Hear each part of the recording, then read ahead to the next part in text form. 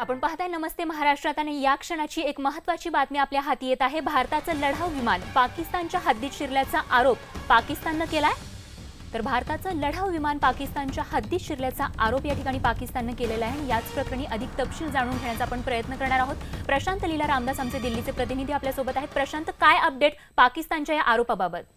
आणि खास करून जे पाकिस्तानचे प्रवक्ते आहेत त्यांनी या प्रकारचं ट्विट केलं आहे आणि माहिती दिलेली आहे। त्यांनी म्हटलेलं आहे की भारतीय जे विमान आहे ते हवाई दलाचे ते पाकिस्तानच्या सीमेमध्ये आले होते, त्यांना आम्ही प्रतिकार केला, त्याच्या विरोधात मोठ्या प्रमाणात गोळीबार केला त्यानंतर आणि रॉकेट लॉन्चर देखील वापरले। पण यामुळे भारतीय जे हवाई दलातली विमान आहेत त्यांचे विमानी घाबरले आणि त्यांनी पुन्हा ते भारतीय सीमेमध्ये परतले।